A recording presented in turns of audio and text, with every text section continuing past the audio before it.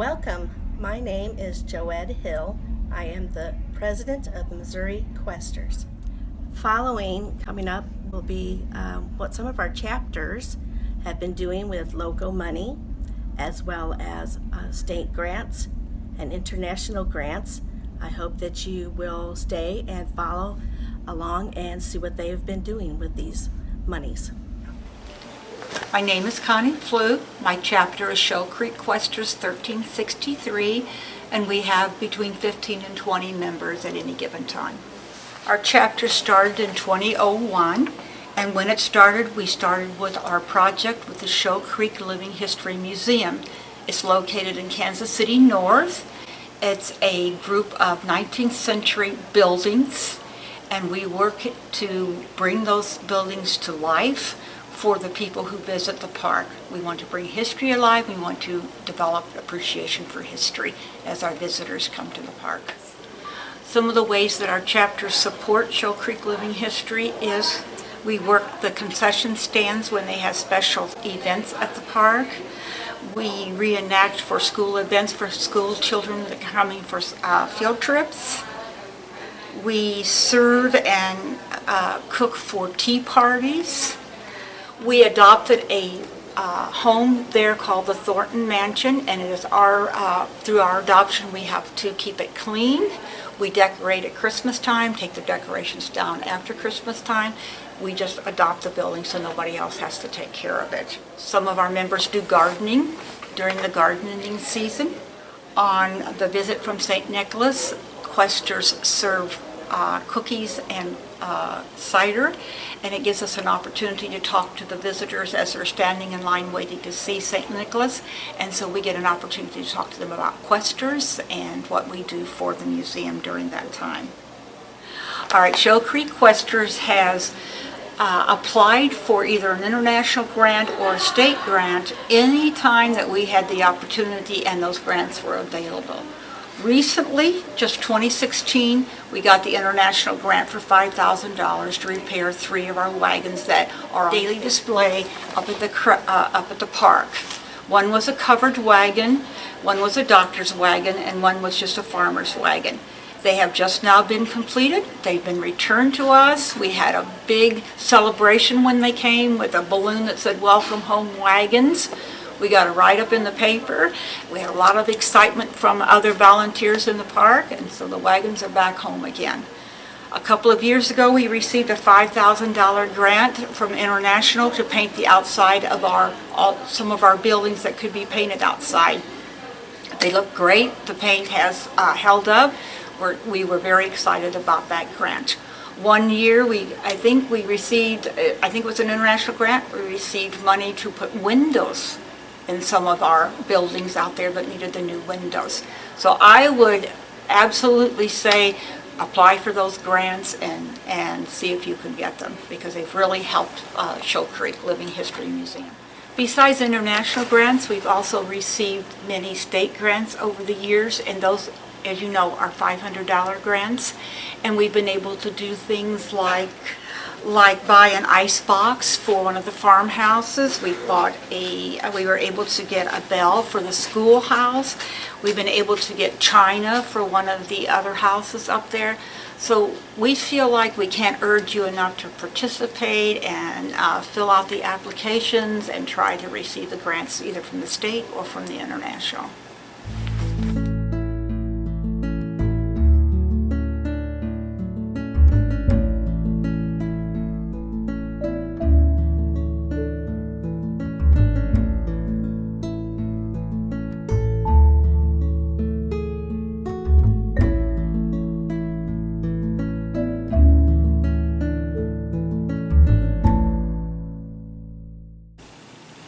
I am Suzanne Lear from St. Joseph, Missouri, and our chapter is Westward Gateway 1066.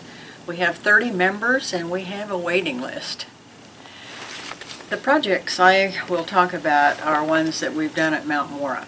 Now, our chapter is interested in all of the different museums in town and other historic sites, and right now they're working with the Albright Kemper Art Museum on a big project. But the ones that I can really speak to have to do with Mount Mora Cemetery. I found out about grants, and we received a grant for painting the gates of the cemetery. They were aluminum in color. We put them back to the black, and they are beautiful. I think I would like to talk about is a Geiger mausoleum, which was the next project. And Jacob Geiger was a renowned surgeon in the early years, and he and his wife traveled all over the world. They didn't have children, and they brought back ideas from all the castles, and so their mausoleum at Mount Mora is amazing. It has a lot of architectural features that cover a wide spectrum. But it was getting very dirty, grime and algae and all. And so we wrote a grant, an international grant, and we received $6,000. The project cost $8,880, and so our chapter then had some in-house fundraisers, and they were generous enough to help us complete that project. And then the third project, we had vandalism. Several years ago, we had 6 young men go through the cemetery and do about $60,000 or $70,000 worth of damage. We had one of the governor's tombstones, which is a very tall 2-column tombstone, damaged. It was broken in many pieces, and one of the local tombstone companies glued it back together, but they're not restoration people. So when we had a chance to have actual restoration done, we got a grant. We got a state grant this time for $500, and the chapter raised money. So we've had international grants, we've had local grants, and they've all been very significant because they make a difference. Some people are afraid to fill out the application because they've never written a grant before. But the nice thing about the Questers grants is that they are simple to fill out. And our chapter has learned that, and so we haven't been afraid to make that effort.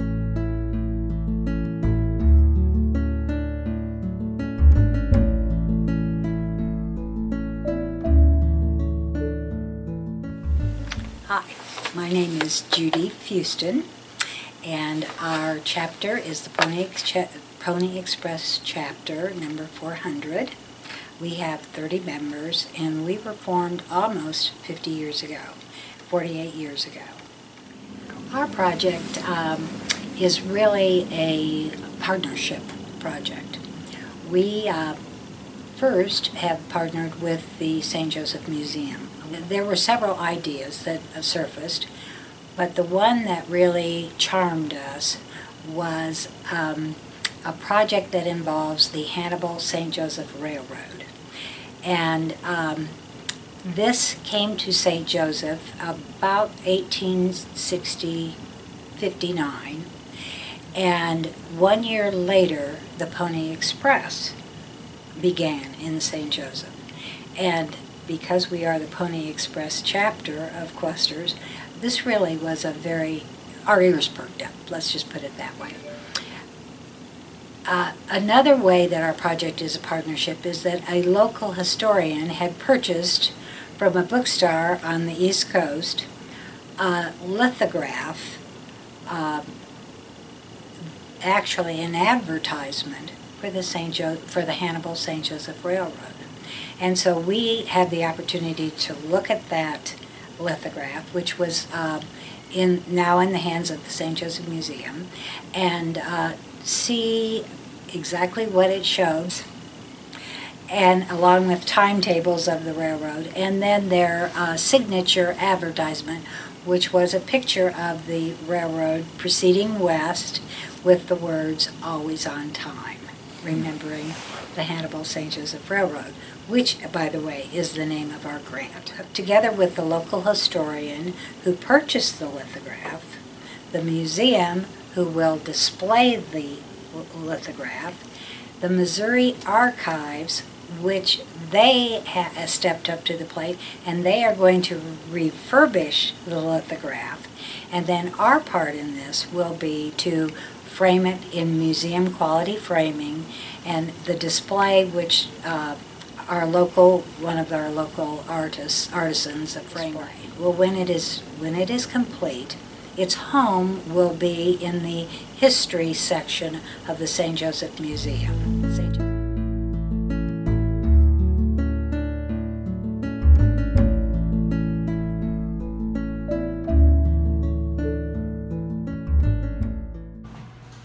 My name is Gatto-Bingham, and I'm with Questers, and specifically our chapter is the Heritage Questers 1478, and we made this cabinet with the Woodworking Club where we live. And this cabinet is made out of cherry. It has 3 mannequins inside. It was built by about 15 gentlemen working in the Woodworking Club and took over 250 man-hours to make this. The model for what we were trying to duplicate is this walnut case that is here, and you'll notice the arches and the molding that's up on top. So we came in with a design for some arches to mimic that and molding to also mimic this. The case was so big when we brought it in, we had to take the molding off the top, slide it sideways through that door, get it in here, level it up, and then put the molding back on the top. A lot of fun, a lot of good woodworking knowledge was gained by all of us putting it together. And then the Questers group came out to recognize this presentation, which was back in 2011. It was a beautiful project, it really was. I thought we had this piece that we used for a plan. We wanted to make the top and basically the bottom, and we took pictures and made drawings of that to replicate to that. All the even the knobs and the drawers are homemade. We tried to match color. We came pretty close. And wasn't somebody down here that had the cherry wood? Yeah, I was one of a farmer here had a whole bunch of wood in his barn, so we got the cherry. Donated that. Right.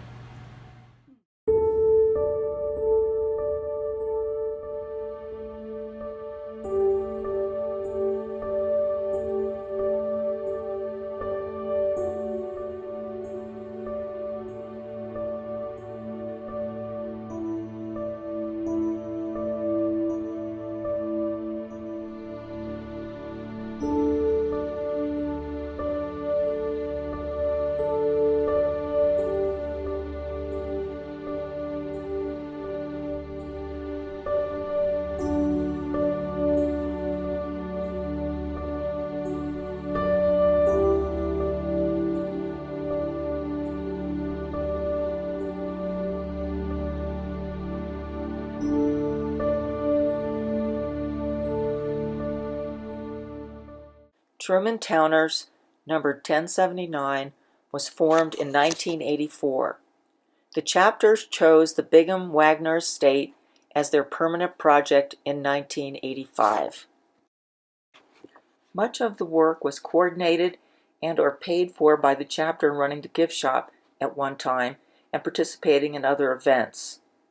Also, there were 18 state and international grants that were received to help purchase acquisitions and pay for contracted work done.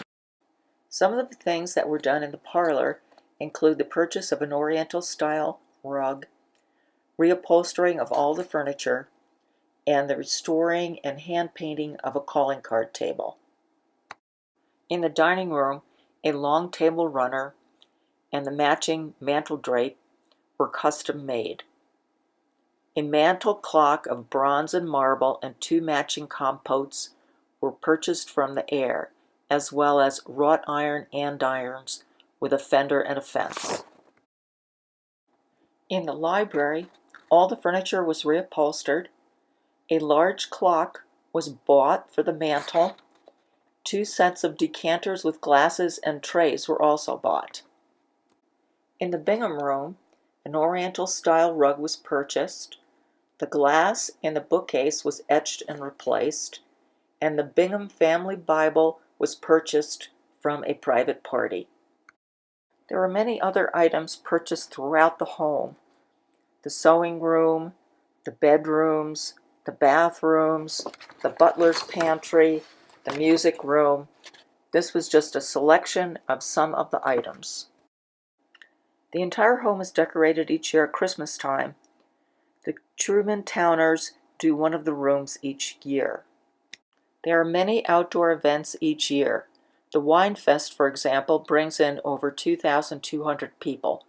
The food service at the volunteer events is done by the Questers.